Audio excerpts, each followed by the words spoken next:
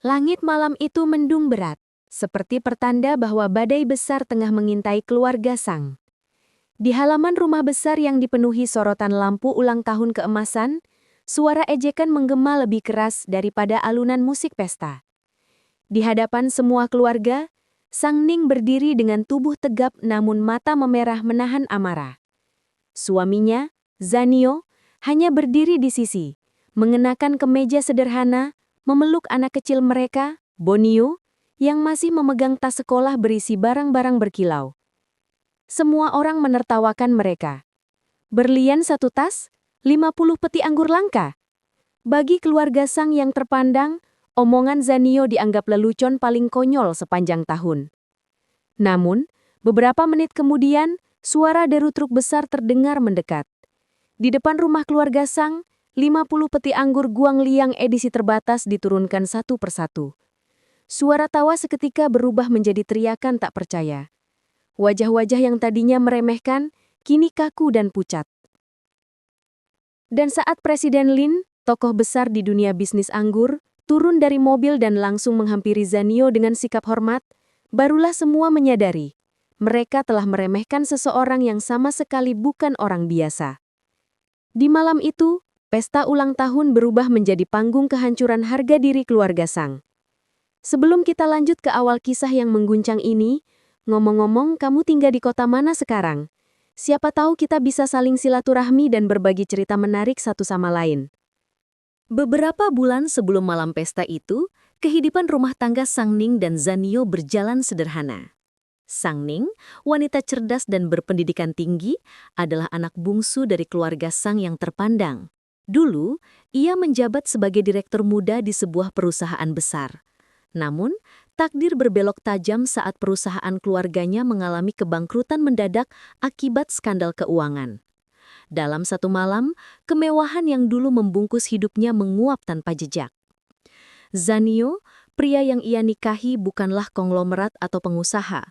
Ia hanyalah seorang pria sederhana yang memilih mengurus rumah dan membesarkan anak mereka. Sementara Sang Ning bekerja keras di luar rumah. Tugasnya memasak, mencuci, membersihkan rumah, mengurus keperluan keluarga, hal-hal yang sering diremehkan banyak orang. Bagi kakak-kakak Sang Ning, keberadaan Zanio hanya menjadi bahan olok-olokan. Mereka menyebutnya suami takut istri dan laki-laki tak berguna. Namun Sang Ning tak pernah goyah. Ia mencintainya apa adanya. Hari itu, keluarga besar Sang berkumpul di rumah besar milik ayah mereka untuk membahas ulang tahun sang ayah yang ke-70. Semua orang datang dengan penampilan mewah. Kakak pertama membawa mobil baru, kakak kedua memamerkan perhiasan berlian besar di lehernya, dan kakak ketiga sibuk bercerita tentang liburan eksklusifnya di luar negeri. Di tengah semua kemewahan itu, Zanio berdiri dengan tenang sambil menggendong Bonio. Ia tidak banyak bicara, hanya mendengarkan dan sesekali menunduk sopan. Ketika mereka melihatnya, beberapa kerabat langsung menyindir. Mereka tertawa kecil, menunjuk-nunjuk ember cucian yang masih ada di tangan Zanio saat ia masuk. Bagi mereka, pemandangan menantu laki-laki mencuci pakaian wanita adalah aib besar. Namun Zanio tidak marah. Ia hanya tersenyum tipis, menatap Sang Ning yang menatapnya dengan mata penuh cinta. Dalam diamnya, ia tahu, kehormatan tidak ditentukan oleh tangan siapa yang mencuci pakaian, melainkan oleh hati siapa yang setia dalam badai. Ayah Sang, seorang pria tua keras yang sangat menjunjung gengsi keluarga, sebenarnya tak pernah merestui pernikahan mereka. Namun karena kondisi perusahaan dulu sedang baik, ia menutup mata. Kini, setelah keluarga Sang kehilangan banyak aset, ia kembali menunjukkan ketidaksukaannya terhadap Zanio. Baginya, menantu yang tidak bisa memberi kehormatan finansial adalah beban. Beberapa hari menjelang pesta ulang tahun, Sang Ning dan Zanio berdiskusi sederhana di rumah kecil mereka. Sang Ning ingin memberi hadiah yang pantas untuk ayahnya, tetapi kondisi keuangan mereka terbatas. Ia menunjukkan sebuah kotak kecil berisi perhiasan emas sederhana, nilainya tak sampai 2 juta rupiah. Ia berkata dengan nada pasrah bahwa inilah satu-satunya hadiah yang mereka mampu. Namun Zanio dengan tenang berkata bahwa ia akan mengurus hadiah itu. Ia menyerahkan sebuah catatan kecil kepada Sang Ning dan meminta istrinya membawanya ke Bank Dunia keesokan hari untuk memilih hadiah. Sang Ning sempat menganggapnya bercanda. Bagaimana mungkin catatan kecil itu bisa menjadi akses ke tempat megah seperti Bank Dunia? Tapi Zanio meyakinkannya dengan tatapan serius. Keesokan harinya, anak kecil mereka, Boniu, yang penuh semangat mengambil catatan itu diam-diam dan pergi ke bank sendirian. Saat petugas keamanan melihat catatan tersebut, semua orang di bank itu langsung panik dan memanggil Presiden Wang, pimpinan tertinggi bank itu. Ternyata catatan itu adalah tanda tangan seseorang yang bahkan pejabat tinggi pun harus hormati. Boniu pun keluar dari bank dengan tas sekolah penuh berlian asli, hadiah untuk kakeknya. Ia tidak sadar bahwa perbuatannya itu akan menjadi pemicu ledakan besar di pesta ulang tahun nanti. Sementara itu, keluarga Sang sama sekali tidak tahu apa yang sedang disiapkan oleh suami penurut yang mereka remehkan. Mereka sibuk menertawakan kemungkinan hadiah murahan dari keluarga bungsu. Kakak pertama bahkan bersumpah akan membuat seluruh tamu tertawa jika hadiah dari Zanio memalukan. Malam pesta pun perlahan mendekat, dan tak ada satupun dari mereka yang menyangka hidup mereka akan berubah selamanya. Hari pesta ulang tahun ayah Sang akhirnya tiba. Sejak pagi, rumah besar keluarga Sang berubah menjadi arena perayaan megah. Gapura balon berwarna emas dipasang di gerbang, lampu kristal menggantung di setiap sudut, dan pelayan-pelayan sibuk hilir mudik membawa piring perak berisi hidangan mewah. Semua saudara berkumpul, mengenakan pakaian terbaik mereka, seolah-olah ajang reuni keluarga ini lebih mirip pameran status sosial ketimbang perayaan keluarga. Kakak pertama datang dengan jas biru tua dan mobil sport keluaran terbaru. Kakak kedua mengenakan gaun panjang penuh kilauan, lengkap dengan kalung berlian besar yang sengaja tidak ditutup dengan scarf, agar semua tamu bisa melihatnya. Kakak ketiga dan istrinya sibuk mengatur dekorasi panggung, memastikan semua mata tertuju pada keluarga mereka saat acara dimulai. Sementara itu, Sang Ning dan Zanio tiba dengan mobil keluarga biasa, sederhana dan tanpa hiasan. Sang Ning mengenakan kebaya modern berwarna krem yang elegan, rambutnya disanggul rapi. Ia terlihat tenang, namun di balik senyum itu ada tekanan besar. Ia tahu setiap langkahnya akan diperhatikan oleh keluarganya, terutama oleh kakak-kakaknya yang tak pernah berhenti merendahkan pilihan hidupnya. Begitu mereka masuk, beberapa sepupu langsung saling berbisik dan tertawa pelan. Tatapan merendahkan mengiringi langkah mereka, seolah-olah kedatangan Sang Ning dan suaminya hanyalah pelengkap dalam pesta besar ini. Sanio seperti biasa, tetap diam dan sopan. Ia membantu membawakan beberapa barang kecil, termasuk tas sekolah Boniu yang ia jaga dengan hati-hati. Tas itu tampak biasa saja, namun di dalamnya tersimpan berlian asli bernilai fantastis, hadiah yang ia siapkan untuk ayah mertuanya. Acara pun dimulai dengan sambutan dari kakak pertama yang berpidato panjang lebar tentang bakti kepada orang tua. Ia membanggakan hadiah yang ia siapkan untuk sang ayah, 2 botol anggur premium edisi terbatas, dan sebuah skuter mobilitas modern. Semua orang bertepuk tangan kagum. Kakak kedua kemudian menyerahkan giok hijau langka sebagai simbol kemakmuran. Kakak ketiga memberikan perhiasan antik yang katanya berasal dari kolektor luar negeri. Setelah semua saudara memamerkan hadiah mahal mereka, perhatian pun beralih ke Sang Ning dan Zanio. Beberapa tamu berbisik-bisik, penasaran seperti apa hadiah dari anak bungsu yang menikahi suami rumahan. Kakak kedua menatap mereka dengan senyum sinis, seolah-olah siap menyaksikan pertunjukan memalukan. Sang Ning maju perlahan bersama Zanio dan Boniu. Ia tahu semua mata sedang menilai mereka. Ayah Sang duduk di kursi kehormatannya, mengenakan jas abu-abu tua, wajahnya kaku dan penuh wibawa. Ia tidak berkata apa-apa saat mereka mendekat, hanya mengangkat alis, sinyal bahwa ia siap menilai hadiah mereka dengan ketat. Sebelum mereka sempat menyerahkan hadiah, kakak pertama dengan suara lantang menggoda. Adik bungsu, hadiah kalian jangan-jangan hasil menabung setengah tahun ya? Jangan buat malu keluarga kita. Disambut tawa pelan dari beberapa sepupu. Kakak kedua ikut menambahkan, kalau kalian cuma bawa 2 botol anggur murahan, sebaiknya tidak usah naik panggung. Kami takut tamu mengira keluarga Sang sudah bangkrut. Sang Ning menahan napas. Ia tidak ingin memperkeruh suasana. Namun Zanio tetap tenang. Ia memberi isyarat kecil kepada Boniu untuk maju. Anak kecil itu melangkah ke depan dengan tas sekolah mungilnya, lalu dengan polos membuka resleting dan mengeluarkan sebuah kotak kecil berisi berlian berkilau. Semua mata langsung membelalak. Awalnya banyak yang tertawa, mengira itu kaca atau perhiasan tiruan yang sering dijual di pasar malam. Namun kilau berlian itu berbeda. Bahkan dari kejauhan, sinar lampu pesta memantul sempurna dari potongan berlian itu, memecah warna menjadi cahaya seperti pelangi. Ayah Sang yang awalnya duduk kaku, perlahan mencondongkan tubuhnya ke depan. Kakak kedua mendekat dan mengambil salah satu berlian untuk diperiksa. Ia tertawa meremehkan, mengatakan bahwa anak kecil pasti hanya membawa mainan.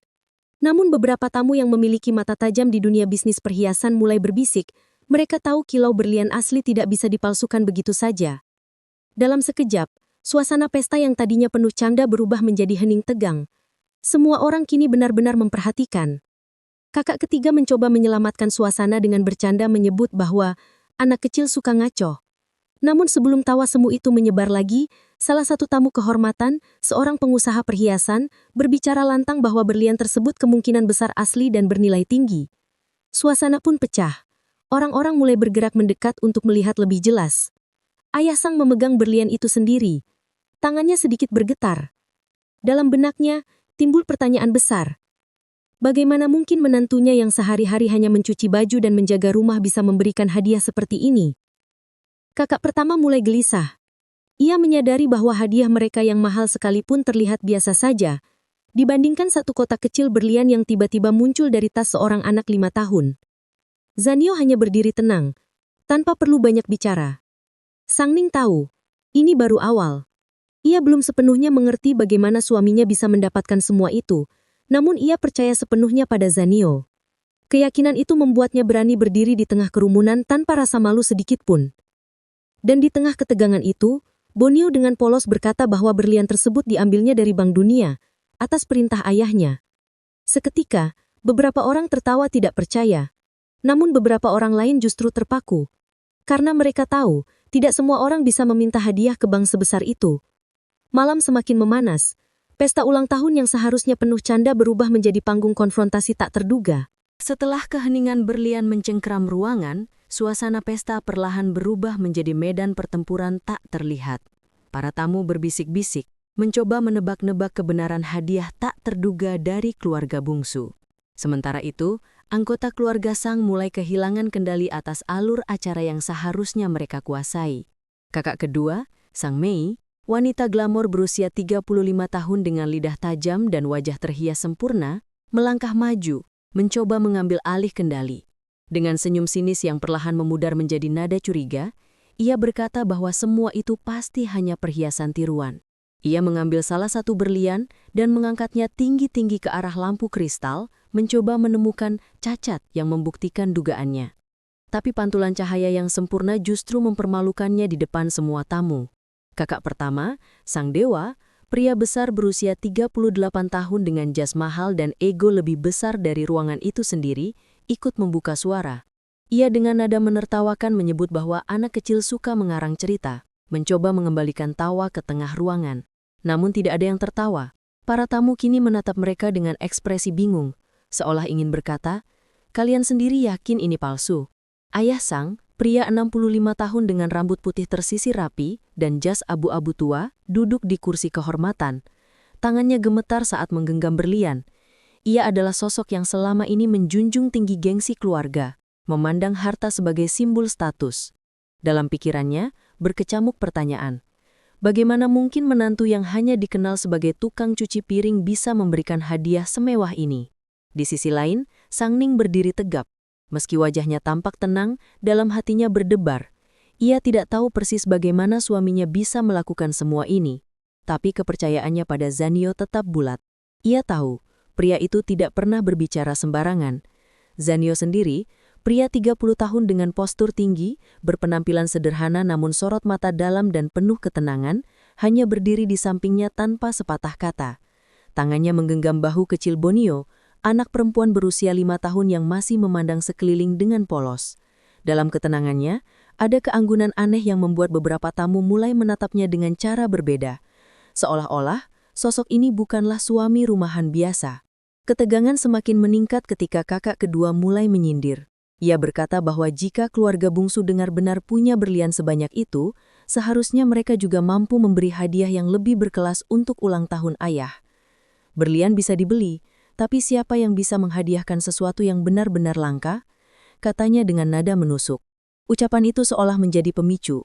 Zanio menatap Sang Ning sejenak, lalu mengeluarkan ponsel lamanya yang tampak biasa saja. Ia menekan satu nomor yang sudah tersimpan di dalamnya. Tak ada pengumuman besar, tak ada deklarasi, hanya panggilan singkat, dan kemudian ia meletakkan ponselnya kembali ke sakunya. Wajahnya tetap tenang, seolah ia baru saja memesan nasi goreng, bukan sesuatu yang luar biasa. Beberapa anggota keluarga menertawakannya. Dia menelpon siapa? Warung. Celetuk kakak pertama dengan nada meremehkan. Para sepupu ikut tergelak, mengira Zanio sedang berusaha menyelamatkan harga diri keluarga kecilnya dengan sandiwara murahan. Namun beberapa menit kemudian, suara klakson berat terdengar dari arah gerbang rumah. Semua orang menoleh. Sebuah truk kontainer besar berwarna hitam keemasan memasuki halaman depan. Di belakangnya, deretan mobil pengawal berbaris rapi, menciptakan suasana seperti kedatangan pejabat tinggi. Para pelayan berhamburan keluar. Tamu-tamu berdiri dari kursi mereka, mencoba melihat lebih jelas. Truk itu berhenti tepat di depan pintu masuk aula. Pintu belakang dibuka, dan 50 peti anggur Guangliang edisi terbatas diturunkan satu persatu. Botol-botol dengan segel emas. Aroma anggur harum langsung memenuhi udara pesta. Tamu-tamu yang berasal dari kalangan pebisnis elit mulai saling berbisik dengan nada serius. Mereka tahu, anggur Guangliang bukan barang biasa. Itu produk legendaris yang pasokannya dikontrol ketat oleh jaringan bisnis tingkat tinggi. Kakak kedua mendekat, wajahnya mulai kehilangan warna. Ia tahu, untuk mendatatkan satu botol saja harus melalui koneksi besar. Tapi di depan mata, menantu yang mereka sebut pecundang itu baru saja menghadirkan 50 peti penuh anggur. Kakak pertama mencoba menutupi keterkejutannya dengan tawa kaku. Pasti palsu, mungkin isinya air sirup. Katanya tapi suaranya goyah. Kakak ketiga hanya terdiam. Ia terlalu rasional untuk menolak kenyataan yang jelas-jelas terpampang di depan mata. Ayah Sang berdiri perlahan, menghampiri peti-peti itu. Ia membuka salah satu botol, mencium aromanya. Seketika wajahnya berubah. Ia bukan pria awam dalam dunia anggur. Dalam seumur hidupnya, ia hanya pernah mencicipi minuman ini sekali saat masih memimpin perusahaan keluarga dalam masa kejayaan. Dan sekarang, aroma khas sabuk berang Sichuan yang harum dan elegan mengalir kuat. Ini bukan tiruan, ini asli. Para tamu mulai bertepuk tangan pelan, beberapa bahkan bersiul takjub. Semua mata kini tertuju pada Zanio. Sang suami rumahan yang tadinya dianggap remeh, berdiri di tengah aula seperti sosok yang tak lagi bisa dipandang sebelah mata. Kakak kedua mendadak mendekati Zanio dengan senyum manis palsu, bertanya dengan nada sok akrab dari mana ia mendapatkan semua itu. Tapi Zanio hanya menjawab singkat, "Teman." Ia tidak menjelaskan lebih jauh. Jawaban itu membuat mereka semakin penasaran dan semakin frustrasi. Di balik sorak dan tepuk tangan tamu, hati keluarga besar Sang porak-poranda. Ego yang selama ini berdiri teguh mulai retak. Mereka tidak siap menerima kenyataan bahwa orang yang selama ini mereka hina ternyata memiliki kekuatan besar yang bahkan belum sepenuhnya mereka pahami. Dan pesta ulang tahun yang seharusnya menjadi panggung kejayaan mereka, kini perlahan berubah menjadi panggung kehormatan Zanio. Sorak kagum para tamu menggema di seluruh aula. Namun di dalam hati keluarga Sang, suara itu terasa seperti dentuman palu yang menghancurkan harga diri mereka satu persatu. Panggung yang seharusnya mereka kuasai, kini direbut sepenuhnya oleh Zandio, pria yang selama ini mereka rendahkan sebagai tukang cuci. Setelah sorotan utama berakhir, acara bergeser ke sesi ramah tamah. Tamu-tamu mulai mendekati Zandio, menyalaminya dengan ekspresi sopan bercampur penasaran. Beberapa pengusaha bahkan secara terbuka memuji keberhasilannya memberikan hadiah langka yang belum pernah mereka lihat dalam satu pesta pun. Tatapan kagum dan rasa hormat mulai berpindah arah, dari kakak-kakak Sang ke pria yang berdiri tenang di sudut aula. Kakak pertama, Sang Dewa, merasa posisinya sebagai anak sulung tergeser. Pria berusia 38 tahun itu berdiri dengan dada membusung, namun wajahnya menegang. Ia tak sanggup menerima kenyataan bahwa Zandio, menantu yang dianggap remeh, kini mendapat perhatian lebih dari semua orang. Ia menarik napas dalam, lalu mendekati Zandio dengan langkah berat. Luar biasa, Zandio, katanya dengan suara setengah dipaksakan. Tidak kusangka kau bisa membawa hadiah seperti ini, tapi tentu saja, kita keluarga Sang selalu terbuka terhadap kejutan. Kalimat itu terdengar seperti pujian, tapi nada sinisnya jelas tak bisa disembunyikan. Zandio hanya tersenyum tipis. Ia tidak membalas dengan kata-kata panjang, tidak pula menunjukkan kesombongan. Tatapannya tenang, bahkan terlalu tenang, membuat sang dewa semakin frustasi. Pria itu terbiasa melihat orang tergagap ketika berbicara dengannya, bukan berdiri tenang seolah semua ini bukan apa-apa. Sementara itu, kakak kedua, Sang Mei, wanita glamor berusia 35 tahun dengan lidah tajam, mendekati Sang Ning dengan ekspresi pura-pura manis. Ia memuji hadiah Sang Ning sambil menyelipkan kalimat menusuk. "Adikku, ternyata kalian menyimpan kejutan besar ya. Tadi aku sempat khawatir kalian hanya akan memberikan kue ulang tahun murahan. Ternyata berlian dan anggur mewah." Ia tertawa kecil, lalu mendekatkan wajahnya, suaranya merendah. "Tapi kalian dapat semua itu dari mana, Jangan-jangan dari orang lain?" Sang Ning menatapnya dengan mata tajam. Ia tidak terbiasa membalas hinaan dengan kata-kata kasar. Tapi dalam tatapan matanya, Sang Mei bisa merasakan perlawanan yang tidak biasa. Selama ini Sang Ning selalu menjadi adik penurut. Malam ini aura Sang Ning berubah, elegan tapi tegas. Kakak ketiga, Sang Li, pria berkacamata berusia 33 tahun yang biasanya tenang, lebih memilih mengamati dalam diam. Ia berdiri tidak jauh dari ayah Sang, memperhatikan setiap gerak-gerik Zandio. Dalam benaknya, ia mulai bertanya-tanya, apakah mungkin selama ini mereka salah menilai pria itu? Ia bukan tipe yang suka konflik terbuka, tapi kepekaannya terhadap perubahan situasi jauh lebih tajam dari kakak-kakaknya. Ayah Sang, pria 65 tahun berjas abu-abu dan rambut putih rapi, berdiri di tengah aula dengan aura kepemimpinan yang mulai goyah. Sejak awal pesta, ia menjadi simbol gengsi keluarga Sang. Namun malam ini, gengsi itu diretas oleh menantu yang selama ini dianggap beban. Ia mencoba mempertahankan wibawa dengan berdiri tegak, tapi dalam hatinya berkecamuk rasa penasaran, malu, dan kagum yang bercampur tak karuan. "Zandio," panggilnya dengan suara berat. Semua orang terdiam. Tatapan tamu-tamu dan keluarga langsung tertuju ke tengah aula. Zandio melangkah maju perlahan.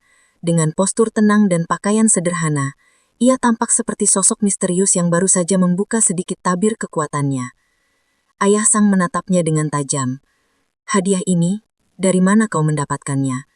Suaranya datar, tapi ada tekanan kuat di baliknya. Semua orang menahan nafas. Inilah pertanyaan yang sejak tadi menggantung di udara. Zandio menatap ayah mertuanya dengan tatapan tenang. "Teman lama," jawabnya singkat.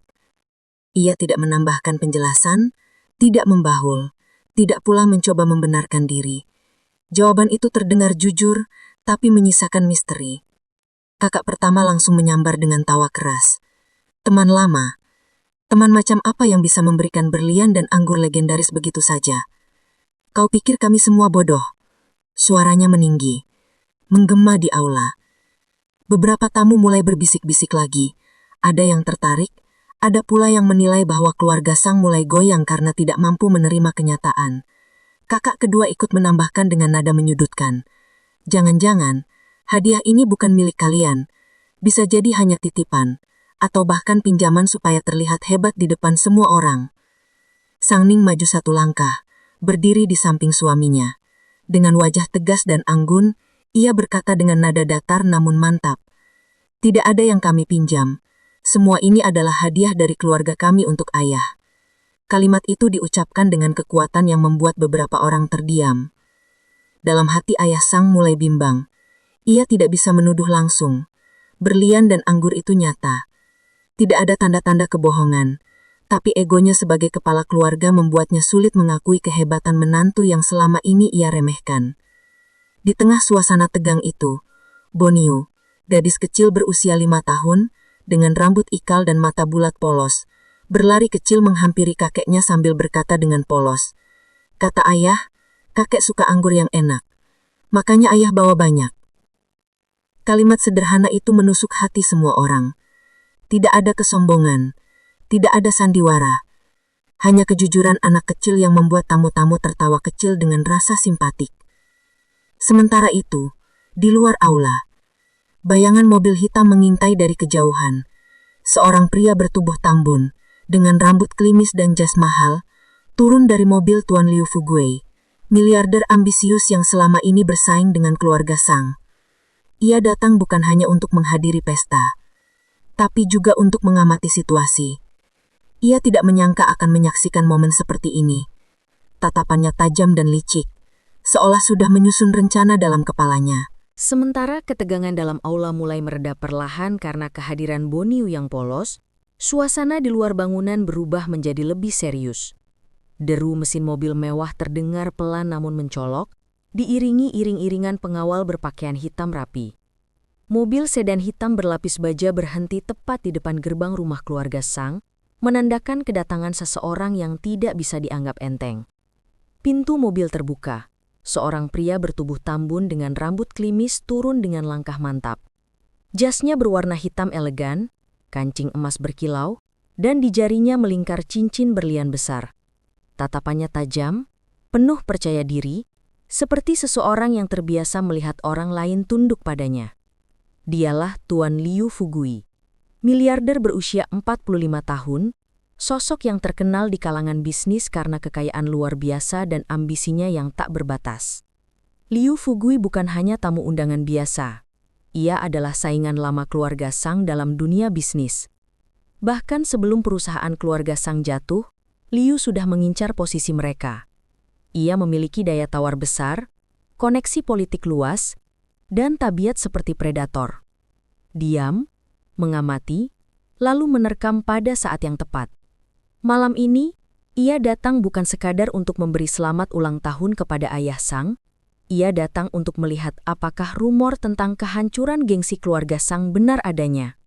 Namun begitu ia melihat kerumunan tamu yang berdesakan di halaman, menyaksikan 50 peti anggur Guang Liang diturunkan, matanya menyipit curiga.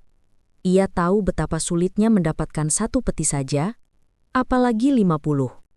Dengan gaya berwibawa, ia masuk ke aula pesta. Semua tamu otomatis memberi jalan. Suaranya lantang saat menyapa ayah Sang. Selamat ulang tahun yang ke-70.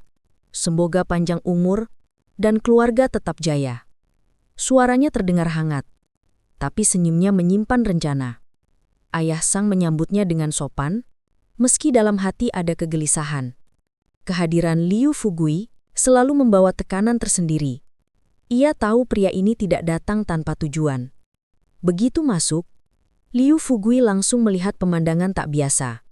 Semua mata tamu masih sesekali menoleh ke arah Zaniao, pria 30 tahun berpakaian sederhana yang berdiri tenang di sisi aula. Di dekatnya, Sang Ning masih berdiri elegan dengan kebaya krem niang. Sedangkan di depan aula, peti-peti anggur langka tersusun rapi seperti monumen kemenangan. Alis Liu terangkat. Ia tidak mengenal pria itu. Tapi dari atmosfer ruangan, ia tahu. Orang itu baru saja mengguncang peta kekuasaan kecil di pesta ini. Siapa pria itu? Tanya Liu pelan kepada salah satu bawahannya. Sang bawahan hanya menggeleng. Tidak ada informasi. Liu mendekati ayah Sang dengan senyum licik. Saya dengar pesta ini istimewa. Hadiah-hadiahnya luar biasa, katanya dengan nada setengah menggoda. Ayah Sang hanya mengangguk kaku. Tidak banyak bicara. Gengsinya sedang rapuh dan kedatangan Liu seperti tekanan tambahan.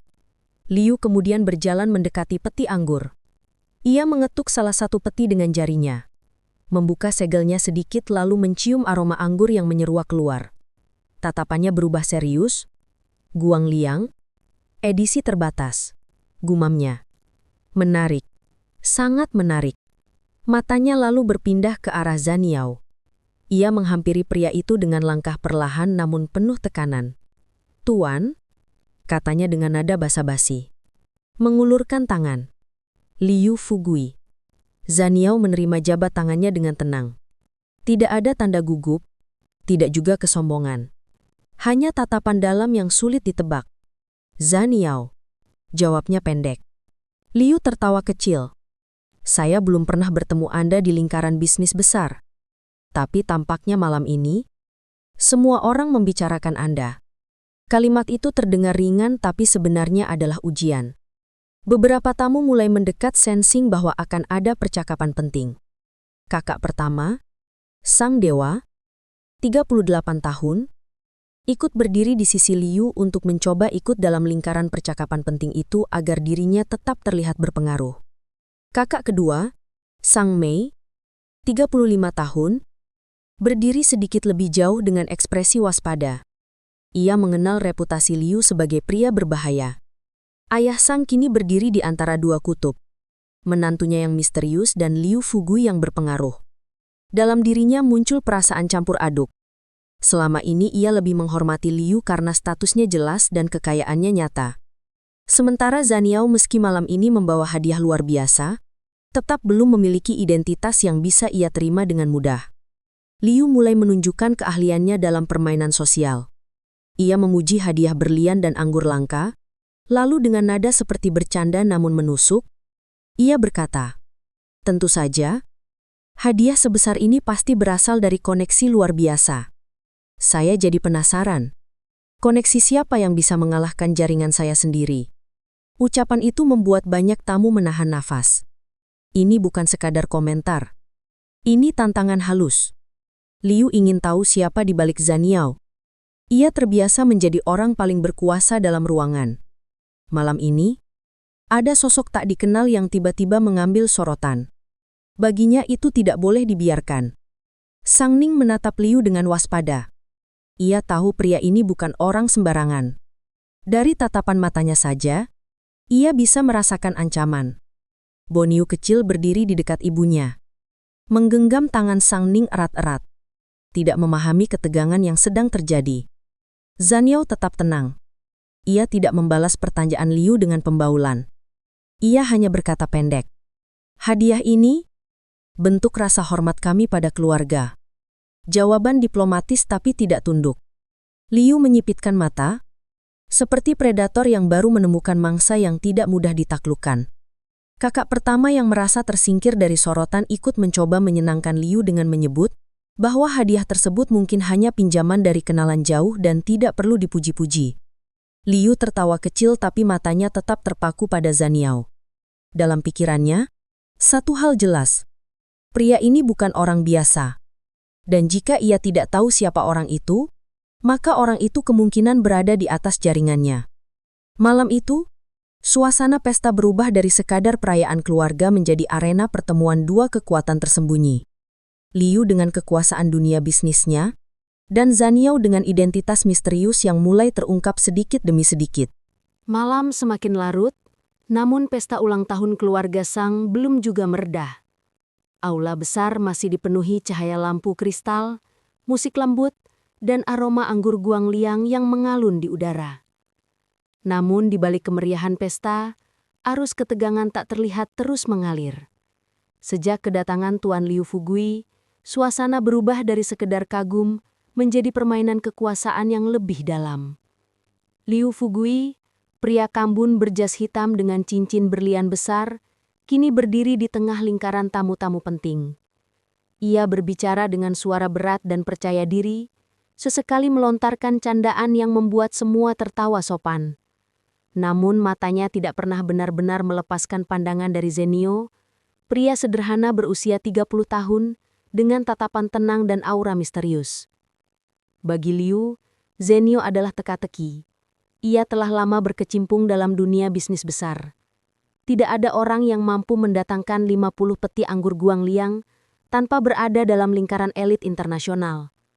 Namun semua koneksinya tidak mengenali nama Zaniao. Itu membuatnya semakin tertarik, sekaligus waspada. Di sisi aula, kakak pertama, Sang Dewa, 38 tahun, sedang berbicara dengan beberapa sepupu dan kerabat dekat. Wajahnya masih merah padam karena sorotan malam ini tidak lagi tertuju padanya. Ia terbiasa menjadi pusat perhatian dalam setiap acara keluarga. Namun kali ini, sorotan itu direbut oleh menantu rumahan. Dalam hatinya, tumbuh benih iri dan ketidaksukaan yang makin besar. "Lihat dia," bisiknya pada sepupunya. Datang dengan pakaian murahan, tapi sekarang semua orang mengelilinginya seolah dia raja. Tidak masuk akal. Dia pasti sedang menyembunyikan sesuatu. Nada bicaranya rendah tapi penuh racun. Sepupu-sepupunya mengangguk setuju, ikut terpengaruh oleh gengsi yang tercabik. Tak jauh dari sana, kakak kedua, Sang Mei, 35 tahun, duduk di kursi panjang dengan kaki disilangkan anggun. Gaun glamornya berkilau di bawah cahaya lampu, namun di balik penampilan elegannya, matanya tajam mengamati Sang Ning, adik bungsunya yang kini berdiri di samping Zenio, dengan aura elegan dan percaya diri. Ia tidak tahan melihat adiknya, yang dulu dianggap kurang sukses dibanding dirinya, kini berdiri seolah menjadi pusat keluarga. Selama ini, dia hanya bersembunyi di balik wajah manis. Ternyata dia menyiapkan sesuatu. Gumam Sang Mei pelan. Nada suaranya seperti pisau tipis yang menyayat pelan. Sementara itu, ayah Sang, 65 tahun, berdiri di dekat panggung kecil dengan tangan bertumpu pada tongkat kayu. Ia tidak banyak bicara, tapi dalam pikirannya berkecamuk banyak pertanyaan. Ia tidak sepenuhnya percaya pada Zenio. Ego dan pengalaman panjangnya membuatnya sulit menerima kenyataan begitu saja. Bagaimana mungkin seseorang tanpa latar belakang jelas bisa melakukan ini semua? Pikirnya. Ia mulai mempertimbangkan kemungkinan lain. Mungkin hadiah-hadiah itu bukan benar-benar milik mereka. Liu Fugui mendekat ke arah ayah Sang dengan gaya khasnya yang licin. Ia menepuk bahu sang tuan rumah sambil tertawa pelan. Pak Sang, malam ini benar-benar luar biasa. Jarang saya melihat pesta keluarga dengan hadiah semegah ini. Siapa tangka menantu Anda begitu istimewa. Nada suaranya terdengar seperti pujian, namun matanya menyimpan maksud tersembunyi. Ayah Sang tersenyum kaku. Tidak tahu harus menjawab apa. Liu melanjutkan dengan suara pelan, seolah mereka berdua saja yang berbicara. Tapi tentu saja, di dunia bisnis, tidak ada hadiah besar tanpa kepentingan besar juga, bukan? Kalimat itu pelan, namun seperti racun yang merembes masuk ke telinga. Ayah Sang terdiam. Liu tahu, ego ayah Sang adalah celah terbesar untuk memainkan permainan ini. Tak butuh waktu lama, Liu mulai menyebar bisikan licik ke beberapa anggota keluarga. Ia mendekati Sang Dewa dan Sang Mei secara bergantian, menyisipkan komentar-komentar samar yang membakar api iri di hati mereka. Anak sulung keluarga Sang harusnya tetap jadi sorotan utama, katanya pada Sang Dewa dengan suara seolah penuh empati. Sayang malam ini semua orang malah berbicara tentang menantu. Dunia bisa berubah cepat ya. Kalimat itu membuat dada Sang Dewa semakin panas. Kepada Sang Mei, Liu berbicara dengan nada licik. Adik bungsumu benar-benar menyimpan kejutan. Kalau tidak hati-hati, keluarga besar bisa saja berputar mengelilinginya suatu hari nanti. Kau tahu sendiri, siapa yang menguasai sorotan, biasanya menguasai warisan. Tatapan tajam Sang Mei langsung membalas. Perkataannya menyentuh titik paling sensitif, perebutan pengaruh dalam keluarga. Sementara semua ini berlangsung, Sang Ning 28 tahun, berdiri di sisi aula bersama Zenio. Ia menyadari bahwa suasana mulai berubah. Dari kekaguman, menjadi tatapan-tatapan iri dan bisik-bisik mencurigakan. Namun, ia tetap menjaga ketenangannya, mengenakan aura elegan yang membuatnya terlihat tak tergoyahkan. Di sisinya, Zenio tetap dalam sikap yang sama. Tenang, tidak banyak bicara, hanya memperhatikan dengan mata tajam yang seolah bisa membaca pikiran orang satu persatu. Ia bukan orang bodoh.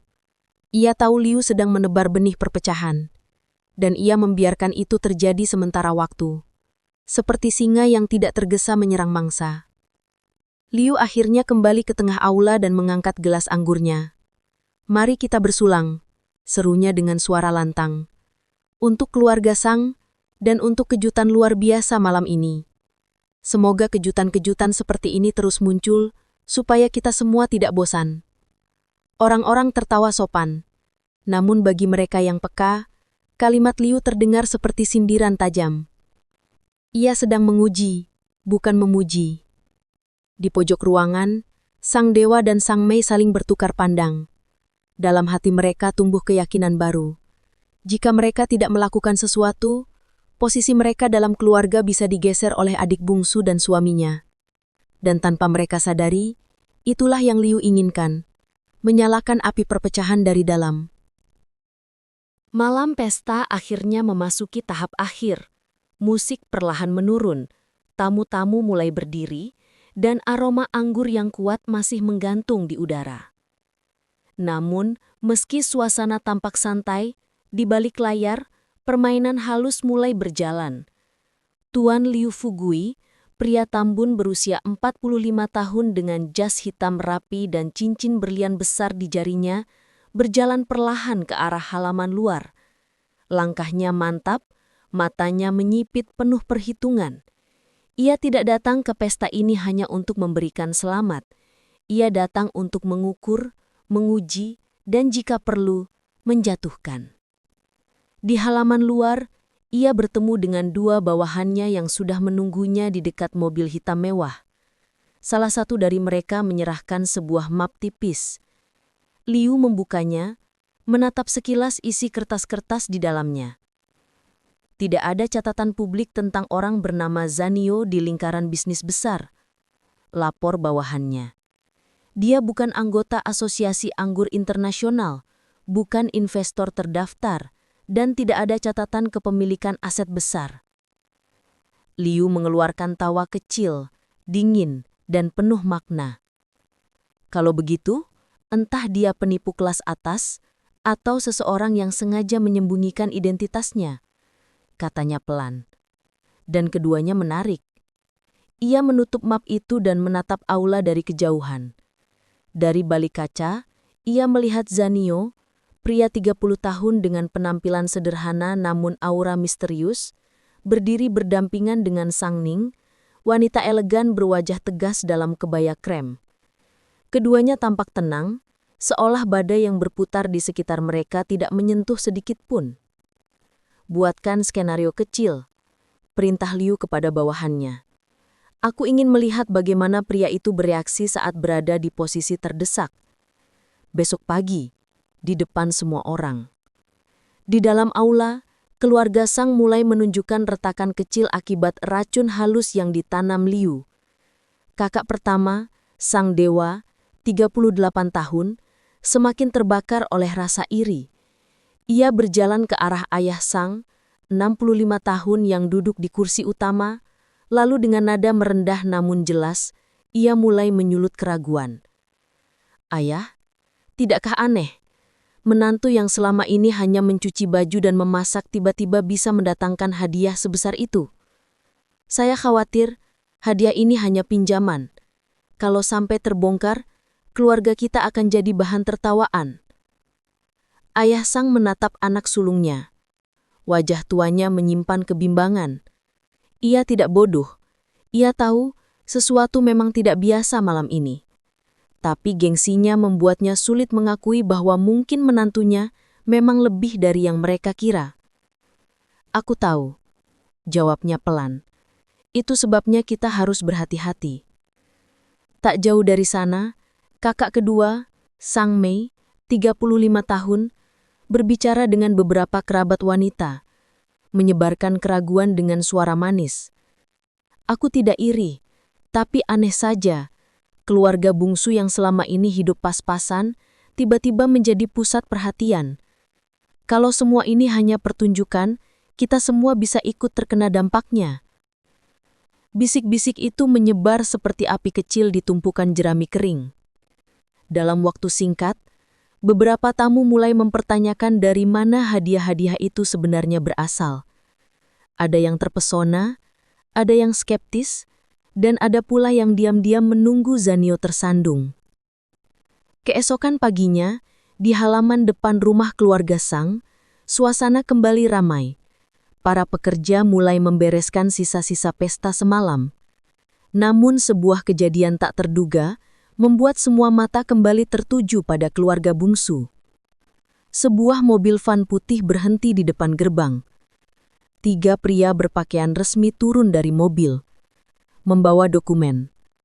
Mereka memperkenalkan diri sebagai perwakilan dari perusahaan distribusi anggur Guangliang. Suara mereka lantang, sengaja dibuat agar semua pelayan dan tetangga bisa mendengar. Kami datang untuk memastikan pengiriman 50 peti anggur kemarin benar-benar ditujukan ke alamat ini, kata salah satu dari mereka dengan suara tegas. Karena dalam catatan kami, pengiriman tersebut seharusnya hanya dilakukan atas instruksi orang-orang tertentu. Kami perlu klarifikasi. Kalimat itu seperti bom kecil yang meledak di pagi hari. Para pekerja berhenti, beberapa tetangga menatap dari pagar, dan anggota keluarga Sang mulai keluar satu persatu. Kakak pertama segera muncul dengan wajah menahan kepanikan, tapi di matanya ada kilatan kepuasan tersembunyi. Seolah ini adalah pembuktian yang ia tunggu. Kakak kedua berdiri di sisi pintu dengan tangan terlipat. Tatapannya tajam seperti elang yang siap menyaksikan kejatuhan adiknya. Ayah Sang sendiri keluar perlahan dengan tongkatnya. Wajahnya serius. Di tengah semua itu, Sang Ning berdiri tegap, mengenakan pakaian kasual elegan pagi hari. Ia memegang tangan Boniu, 5 tahun, yang masih mengucap mata karena baru bangun tidur. Di sampingnya, Zanio berjalan pelan ke depan gerbang, tatapannya tenang, langkahnya pasti, seperti seseorang yang sudah tahu apa yang sedang terjadi. Perwakilan perusahaan kembali berbicara, kini dengan nada lebih keras agar semua mendengar. Kami menerima laporan bahwa pengiriman ini tidak sesuai prosedur. Jika tidak bisa memberikan bukti kepemilikan atau otorisasi, kami akan menarik kembali semua peti anggur hari ini juga. Beberapa pelayan berbisik panik. Kakak pertama melirik kakak kedua dengan senyum kecil, seperti dua orang yang sedang menonton pertunjukan. Ayah Sang memandang Zanio tajam, seperti ingin melihat bagaimana menantunya keluar dari jebakan ini. Liu Fugui, yang sejak pagi sudah menyiapkan skenario kecil, mengamati semuanya dari mobil hitamnya yang diparkir tidak jauh dari sana. Ia tersenyum puas. Ini baru ujian pertama. Ia ingin melihat apakah pria itu akan panik, membela diri, atau menunjukkan sesuatu yang lebih besar.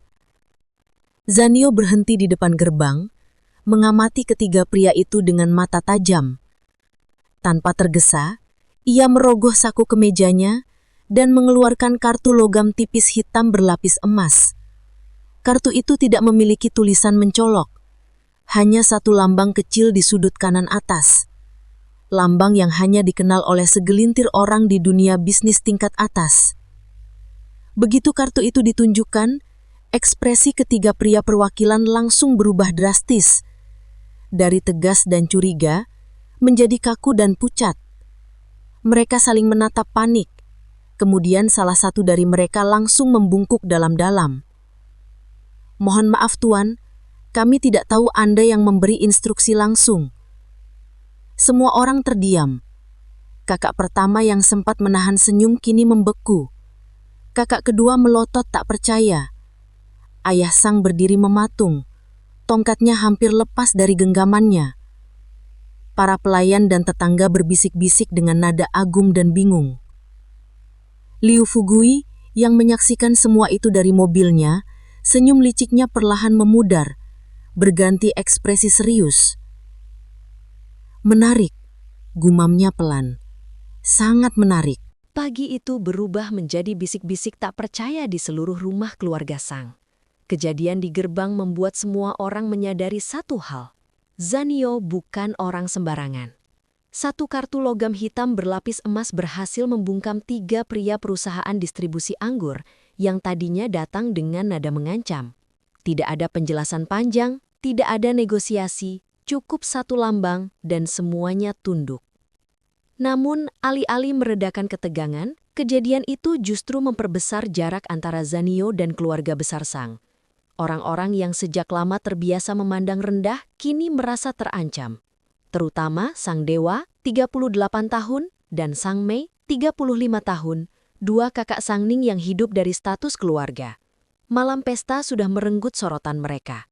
Pagi itu, kejadian di gerbang seperti menegaskan bahwa posisi mereka dalam keluarga bisa tergeser kapan saja. Di ruang tamu besar rumah keluarga Sang, suasana berubah tegang. Ayah Sang duduk di kursi utamanya. Tongkat kayu di tangan kanan, sorot matanya tajam menatap ke depan. Kakak-kakak berkumpul di sekelilingnya seperti lingkaran kecil penasihat kerajaan yang merasa tak nyaman dengan pendatang baru. Dia menyembunyikan sesuatu, ujar sang dewa dengan nada yakin. Tidak mungkin orang seperti itu punya kartu otorisasi khusus. Kalau dia benar-benar orang besar, kenapa selama ini dia menyamar jadi tukang urus rumah? Sang Mei menambahkan dengan suara lebih halus tapi menyengat. Jangan-jangan dia menggunakan identitas palsu. Atau lebih parah lagi, hadiah itu dan kartu itu milik orang lain. Kita tidak boleh begitu saja percaya. Ayah Sang mendengarkan dalam diam. Wajahnya tegang, pikirannya berat. Ia tumbuh di lingkungan bisnis keras, terbiasa mengukur orang dari jaringan dan posisi sosial. Zanio tidak masuk dalam kerangka pemahamannya. Ia tidak tahu harus memposisikan menantu itu sebagai siapa. Hanya satu yang pasti, kehadiran Zanio telah mengguncangkan hierarki keluarga yang selama ini ia bangun. Sementara itu di sisi lain kota, Tuan Liu Fuguai, 45 tahun, sedang duduk di ruang kerjanya yang luas. Jas hitamnya terlipat rapi di kursi dan kemeja putihnya terlihat kontras dengan dinding kayu berukir mewah. Di mejanya terbentang beberapa berkas yang berisi laporan penyelidikan tentang Zanio, semuanya nihil.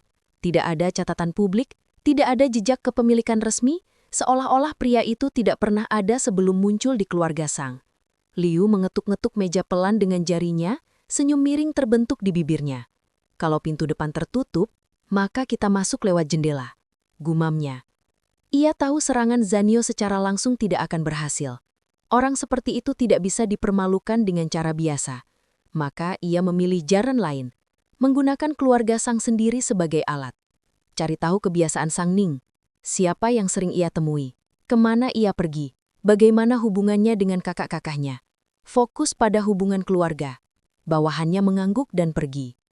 Sore hari, Liu mengundang Sang Mei untuk bertemu di sebuah kafe mewah di pusat kota. Ia datang dengan penampilan sempurna, daun ketat elegan dan kacamata hitam besar seperti sosialita papan atas. Liu menyambutnya dengan sopan dan memuji penampilannya, membuatnya merasa dihargai. Mereka berbincang ringan sejenak sebelum Liu perlahan mengarahkan pembicaraan ke topik utama. Malam pesta itu benar-benar luar biasa. Tapi saya perhatikan posisi Anda sebagai kakak perempuan tampak terabaikan. Kalimat itu seperti menusuk langsung ke hati Sang Mei. Ia tertawa kecil menutupi perasaannya. Saya tidak iri, hanya terkejut. Tidak ada yang tahu menantu itu punya sesuatu seperti itu. Liu mencondongkan dirinya ke depan. Kalau saya boleh jujur, orang seperti itu jarang datang tanpa niat. Bisa saja dia sengaja menyamar selama ini untuk menguasai keluarga Sang dari dalam. Dan setelah kemarin, jujur saja semua mata tertuju padanya. Itu berbahaya bukan? Sang Mei terdiam. Kata-kata itu bergema dalam pikirannya. Selama ini ia selalu merasa paling dihormati sebagai kakak perempuan. Namun dalam satu malam, adiknya dan suaminya bisa saja menjadi pusat pengaruh keluarga. Kalau Anda ingin posisi itu kembali, Anda hanya perlu sedikit dorongan. Saya bisa bantu. Tapi, tentu saja, dengan imbalan kecil. Tatapan Liu licik, suaranya lembut tapi penuh jebakan. Sang Mei menatapnya tajam, mencoba membaca maksud Liu. Tapi, jauh di dalam hatinya, ia tergoda. Ia tahu pria ini berbahaya, tapi godaan untuk merebut kembali sorotan terlalu besar. Di rumah keluarga Sang Ning 28 tahun mulai merasakan perubahan suasana. Kakak-kakaknya semakin sering berbicara dengan nada menyindir, ayahnya semakin dingin, dan tamu-tamu yang datang pun lebih sering bertanya tentang asal-usul hadiah Zanio daripada benar-benar mengucapkan selamat. Ia tetap menjaga sikap elegan dan tegas, namun dalam hati, ia tahu ada sesuatu yang perlahan berubah. Di ruang kerja kecil rumah itu, Zanio duduk sendirian menatap jendela, cahaya remang malam menyinari wajahnya yang tenang tapi tajam. Ia sudah mencium aroma permainan licik. Ia tahu Liu tidak akan berhenti setelah kegagalan pagi tadi. Ia tahu, orang seperti Liu lebih berbahaya ketika tidak terlihat. Hari-hari setelah pesta ulang tahun berjalan dengan suasana yang jauh dari damai. Meskipun secara lahiriah, keluarga Sang tampak tenang. Namun di balik dinding rumah besar itu, api kecil yang ditanam oleh Liu Fugui mulai menyala perlahan. Sang dewa, 38 tahun, anak sulung keluarga Sang, kini semakin sering duduk bersama ayah Sang, 65 tahun, di ruang kerja besar keluarga. Ruangan itu dipenuhi lemari kayu tua dan lukisan keluarga yang dipajang dengan kebanggaan. Disinilah, selama bertahun-tahun, keputusan-keputusan penting keluarga Sang dibuat. Tapi kini, percakapan yang terdengar bukan lagi tentang bisnis, melainkan tentang menantu mereka, Sang Yao. "Ayah," ujar sang dewa dengan nada serius. "Aku tidak percaya begitu saja dengan penampilan orang itu. Kartu hitam emas, hadiah miliaran, tapi tidak ada rekam jejak sama sekali. Ini aneh. Bisa saja dia hanya meminjam nama besar seseorang." Ayah Sang duduk bersandar di kursinya, mengetuk-ngetuk tongkatnya pelan ke lantai. Wajah tuanya tampak tegang. Ia tidak menyangkal kecurigaan itu. Di dalam pikirannya, bayangan Sang Yao semakin kabur antara menantu sederhana dan sosok misterius yang tidak bisa ia kendalikan. Ego dan pengalaman bisnisnya tidak mengizinkannya percaya sepenuhnya pada sesuatu yang tidak ia pahami. Kalau dia benar-benar besar, mengapa ia bersembunyi selama ini? Mengapa tidak menunjukkan identitasnya sejak awal menikah dengan adik kita? Ada sesuatu yang disembunyikan. Kata-kata itu perlahan menetes ke dalam hati sang ayah seperti air dingin ke batu panas. Tidak langsung membentuk retakan besar, tapi perlahan membuat permukaannya rapuh. Di tempat lain, Sang Mei mulai memainkan perannya setelah pertemuannya dengan Liu. Ia mendekati Sang Nining dengan cara yang lebih halus, bukan frontal. Di ruang keluarga sore itu, ia datang dengan pakaian santai namun rapi. Duduk di samping adiknya sambil membawa teh hangat. Senyumnya manis, terlalu manis untuk sebuah kunjungan tanpa maksud. "Ning," katanya pelan, "aku cuma khawatir." Sang Nining menatapnya dengan alis sedikit terangkat. "Khawatir?" "Ya, tentang Sang Yao," katanya lagi dengan nada seolah tulus. "Aku tahu kalian hidup sederhana selama ini. Tiba-tiba muncul semua hadiah besar itu. Kartu hitam emas, koneksi internasional. Kau tidak merasa aneh?" Nada lembut itu seperti jaring halus yang dilemparkan perlahan. Sang Nining tidak langsung menjawab. Ia tahu kakaknya bukan tipe orang yang tiba-tiba menjadi penuh perhatian tanpa tujuan. Ia memilih diam, menatap keluar jendela, mengamati langit sore yang mulai memerah. Sang Mei mencondongkan tubuh sedikit, suaranya lebih lirih. "Aku tidak bilang dia berbohong, tapi kalau suatu saat nanti, semua ini ternyata hanya sandiwara, yang akan malu bukan hanya kalian, tapi seluruh keluarga Sang. Ayah, kakak dewa, mereka mulai membicarakannya serius." Nada terakhir itu disengaja ditekan. Ia ingin menyusupkan rasa bersalah ke hati Sang Nining. Malam harinya keluarga besar kembali berkumpul untuk makan malam. Meja panjang besar penuh dengan hidangan lezat. Namun suasana tidak lagi hangat seperti dulu. Ayah Sang duduk di ujung meja dengan ekspresi serius. Kakak-kakak duduk di kiri dan kanan, sementara Sang Nining dan Sang Yao, 30 tahun, duduk berseberangan, seperti dua dunia yang mulai menjauh. Percakapan yang awalnya ringan tentang bisnis lokal dan urusan rumah, perlahan bergeser ke arah topik sensitif. Ayah Sang menaruh sendoknya pelan, menatap Sang Yao dari ujung meja. "Zhang Yao," katanya dengan suara dalam, "ada hal yang perlu kita bicarakan." Semua langsung terdiam, bahkan Boniu, 5 tahun, yang biasanya cerewet ikut memandang dengan mata polos dari kursinya. "Ayah ingin tahu, siapa sebenarnya kamu?" Kalimat itu meluncur seperti bilah tipis. Sang dewa menatap penuh kemenangan, Sang Mei menyilangkan tangan dengan ekspresi penuh tanda tanya, dan Sang Li, 33 tahun, kakak ketiga, hanya dia mengamati meskipun matanya juga menyiratkan keraguan. Sang Yao tidak terguncang.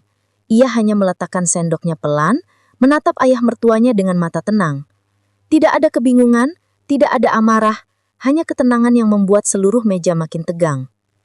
"Ayah," sela Sang Nining dengan nada tegas. "Pertanyaan ini terlalu jauh." Namun Sang Dewa cepat menyambar. "Kita punya hak, Ning. Ini keluarga besar. Kalau ada sesuatu yang disembunyikan dan suatu saat terbongkar, semua akan kena dampaknya." Sang Mei ikut menimpali dengan nada manis beracun. "Kita hanya ingin memastikan demi kebaikan semua." Suasana meja berubah menjadi seperti ruang interogasi. Semua mata tertuju pada Sang Yao. Namun ia hanya menghela napas pelan. "Aku tidak menyembunyikan apapun. Tapi tidak semua hal perlu dijelaskan dengan tergesa-gesa. Jawaban itu tidak memuaskan mereka, justru semakin memperkuat prasangka mereka. Ayah Sang menatapnya lebih dalam. Dalam pandangannya, Sang Yao semakin sulit dikendalikan. Dan bagi orang seperti Ayah Sang, sesuatu yang tidak bisa dikendalikan dianggap berbahaya. Sementara semua ini terjadi, Liu Fugui mengawasi dari jauh. Ia mendapat laporan dari bawahannya bahwa makan malam keluarga berubah menjadi ajang interogasi. Di ruang kantornya, ia tersenyum puas sambil memutar cincin berlian di jarinya. "Bagus, teruskan. Pecahkan mereka dari dalam," gumamnya. Ia tahu, kunci untuk menjatuhkan Sang Yao bukan dengan menyerangnya secara langsung, tapi dengan mengisolasinya secara emosional. Jika keluarga Sang sendiri meragukannya, maka kekuatannya akan terguncang dari dalam. Ia hanya perlu menunggu momen saat Sang Nining kehilangan pegangan pada keluarganya dan pada suaminya sendiri. Pagi itu, langit tampak mendung. Seolah-olah alam ikut membaca ketegangan yang menggantung di rumah keluarga Sang. Setelah malam makan keluarga yang berubah menjadi ruang interogasi, keheningan aneh menyelimuti seluruh rumah. Tak ada canda pagi, tak ada tawa pelayan. Hanya suara langkah kaki yang berhati-hati di lorong-lorong panjang. Sang Ning, 28 tahun, duduk sendirian di ruang taman belakang, mengenakan gaun sederhana dengan rambut diikat rapi. Matanya menatap kosong ke arah kolam ikan kecil. Di dalam hatinya bergolak pertarungan besar. Ia mencintai suaminya, percaya penuh pada ketenangan dan kebaikan Janio. Namun desakan keluarga, tatapan curiga kakak-kakaknya, dan sikap ayahnya mulai menimbulkan tekanan yang sulit ia abaikan. Ia sadar, posisi dirinya saat ini seperti berdiri di dua dunia. Suami yang ia percaya, dan keluarga yang telah membesarkannya. Dua-duanya menariknya ke arah yang berlawanan. Dan di tengah tarikan itu, muncul bayangan licik, Liu Fugui. Beberapa kilometer dari sana, di sebuah gedung tinggi pusat kota, Liu Fugui, 45 tahun, duduk di ruang rapat pribadinya. Jas hitamnya tampak rapi, matanya menyipit penuh perhitungan. Di hadapannya terbentang blueprint rencana besar. Ia sudah tidak lagi bermain dengan bisikan atau uji coba kecil. Hari ini, ia akan melancarkan serangan terbuka. Sebar kabar, perintahnya kepada bawahannya. Katakan bahwa keluarga Sang akan melakukan pelelangan saham perusahaan lama mereka. Sebutkan bahwa keluarga Sang sudah mendapatkan investor misterius dari luar negeri. Pria bernama Janio yang menggunakan identitas palsu. Pastikan kabar itu sampai ke media bisnis sebelum tengah hari. Bawahannya mengangguk cepat. Liu tersenyum miring. Ia tahu, satu kabar seperti itu cukup untuk mengguncangkan reputasi keluarga Sang yang sudah rapuh. Dan begitu masyarakat mulai mencurigai, keluarga itu akan menekan Janio sendiri, bukan karena kebencian Liu, tapi karena rasa malu publik. Strategi klasik, buat musuh dihancurkan oleh orang terdekatnya sendiri. Menjelang siang, kabar itu benar-benar menyebar. Media bisnis lokal mulai memberitakan sumber anonim bahwa keluarga Sang akan bekerja sama dengan investor misterius yang tidak memiliki catatan keuangan resmi. Nama Janio disebut samar-samar sebagai menantu keluarga yang diduga menyembunyikan identitas gelap. Dalam hitungan jam, telepon rumah keluarga Sang berdering tak henti. Para mitra lama, investor dan kenalan lama keluarga menelpon dengan nada ragu-ragu dan bertanya-tanya. Di ruang tamu besar, Ayah Sang mengerima telepon satu persatu dengan wajah semakin muram. Sang Dewa, 38 tahun, mondar-mandir dengan ekspresi penuh kemarahan. Sedangkan Sang Mei, 35 tahun, duduk bersilang kaki dengan wajah tegang namun tidak bisa menyembunyikan rasa, "Aku sudah bilang." "Ayah," seru Sang Dewa, "lihat sendiri kan? Dunia luar pun mulai mencurigai. Kalau kita tidak bertindak, nama keluarga bisa rusak." Ayah Sang menatap ke depan. Wajahnya kaku.